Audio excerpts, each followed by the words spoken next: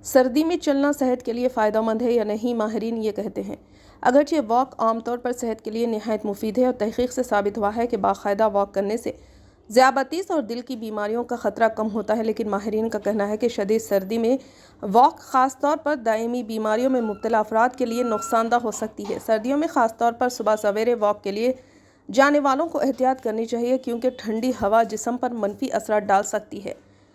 سرد ہوا 50 سال سے زائد عمر کے افراد کے دل پر شدید دباؤ ڈالتی ہے۔ بہتر یہ ہے کہ سورج نکلنے کے بعد باہر نکلیں اور واک سے پہلے گھر پر کچھ سانس کی مشقیں کر لیں۔ اگر واک کے دوران سینے میں گھبراہٹ، پسینہ آنا، سانس رکنا، تھکن یا نیند جیسی کیفیت محسوس ہو تو فوراً ڈاکٹر سے رجوع کریں۔ سردی سے بچنے کے لیے ماسک، ٹوپی، موزے اور دستانے لازمی پہنیں اور موٹے مگر ڈھیلے کپڑے پہنیں۔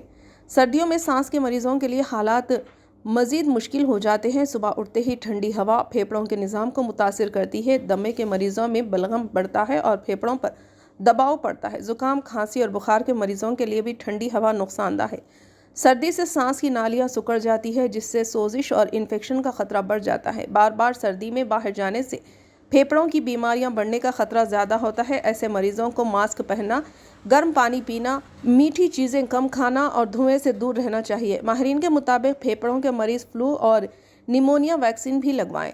سردیوں کی صبح دل کے نظام کے لیے چیلنج ہوتی ہے۔ سردی سے خون کی نالیاں سکڑتی ہے، بلڈ پریشر بڑھتا ہے، دل کو زیادہ زور سے کام کرنا پڑتا ہے، اس لیے سردیوں کی صبح دل کے دورے کا خطرہ بڑھ جاتا ہے۔ سردی سے دل کو آکسیجن کی فراہمی کم ہو جاتی ہے جس سے جان لیوا مسائل پیدا ہو سکتے ہیں۔ تحقیق سے ثابت ہوا کہ سردیوں میں فالج، گلے کی خراش اور سینے کے مسائل بڑھ جاتے ہیں۔ بلڈ پریشر، ذیابیطس، موٹاپے اور دل کے مریضوں کے لیے سردی زیادہ خطرناک ہے۔ سردی جوڑوں اور گھٹنوں کے درد بھی بڑھا دیتی ہے۔ یہاں فراہم کی گئی تمام معلومات صرف آگاہی کے لیے ہے۔ یہ مواد تحقیق، سائنس، مطالعات اور طبی ماہرین کی رائے پر مبنی ہے۔ کسی بھی مشورے پر عمل کرنے سے پہلے اپنے ڈاکٹر سے لازماً مشورہ کریں۔